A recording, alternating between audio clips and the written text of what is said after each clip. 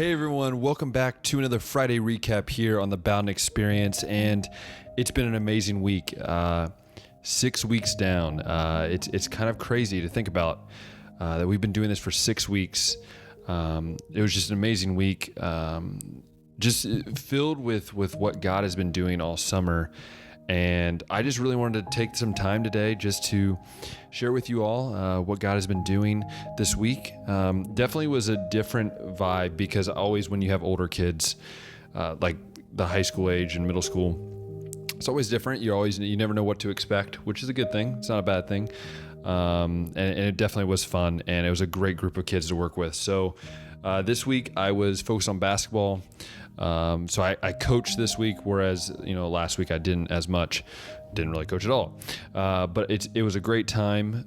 It was a great group of kids. I'll just say that. Osas, who's back again this week, who I've known for years, an amazing dude with a big heart. I mean, he's a big dude with a big heart.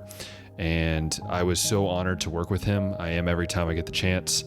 And it was an amazing week. I keep saying that, but it really was. And the relationships that I built with these kids, I can just think of a few that I kind of at the beginning of the week was like, okay, I don't know how they're going to be, how they're going to act.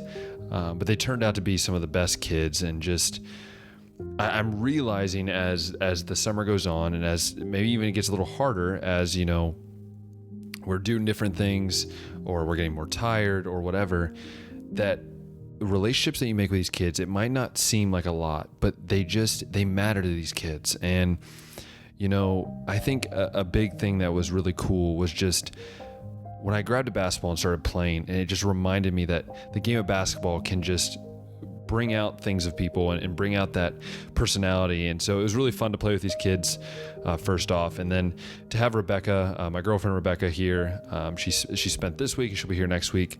Was just a really sweet time to do ministry together. She was like my translator / coach to help me out.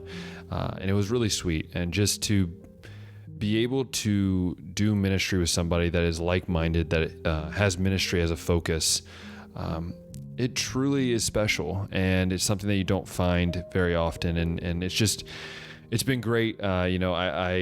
She's just amazing with the kids. And so I think that helps too, is having someone that's really good with kids, and then also just so good with translation and just being able to do that. It also makes my job a lot easier. But one specific thing that I wanted to talk about, I guess from a reflection of this week, was Saki, who my dad knows really well, and I know it obviously. He is in a wheelchair, and his dad always comes along with him, and they're two of the sweetest people you'll ever meet. And seeing him out there, and every year I come and he's here, seeing him out there with a smile on his face, joy,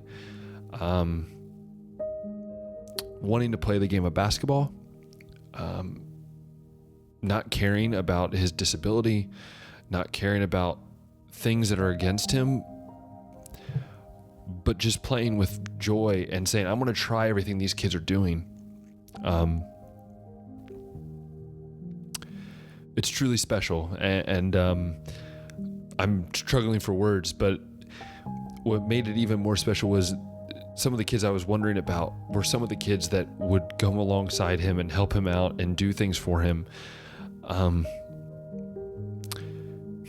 I needed to be around that this week to just show me once again that when you serve the Lord, He doesn't say how it's going to be served. And sometimes you're learning lessons through serving. And I've learned that it's more of a reminder that we need to love life because we love Christ.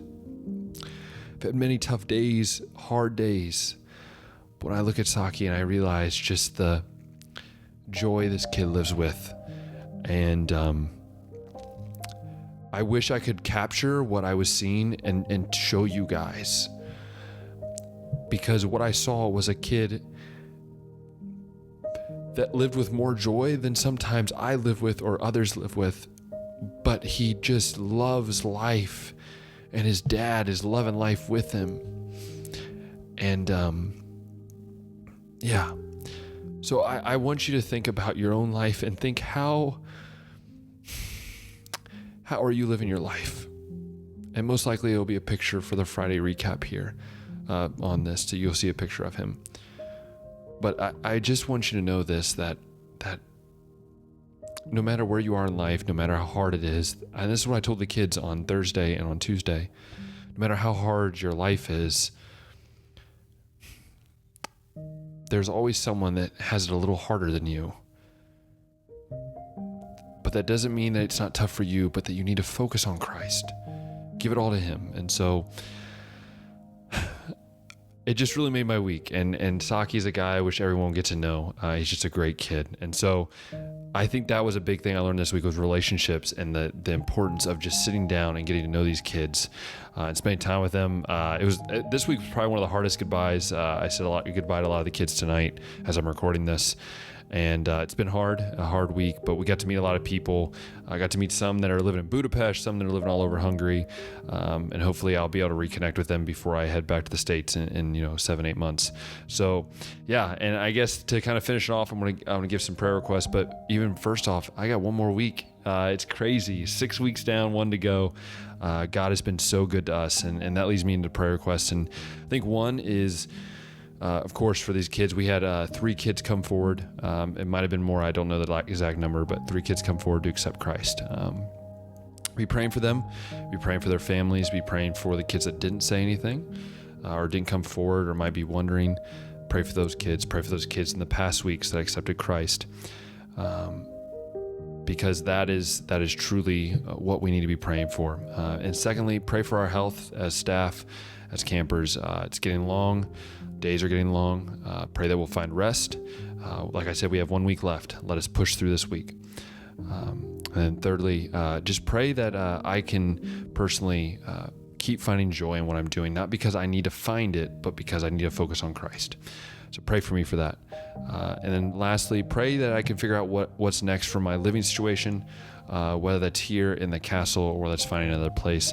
Still up in the air, but obviously I know I'm serving the Lord, and I know he'll take care of it. So once again, I just want to thank you guys so much for your support this summer, for your support since I've been here. It's been a crazy world we're living in, but you guys have been there every step of the way, and I'm so appreciative of it. And so if you love this video, click that thumbs up button, hit that subscribe button, and then hit that notification bell.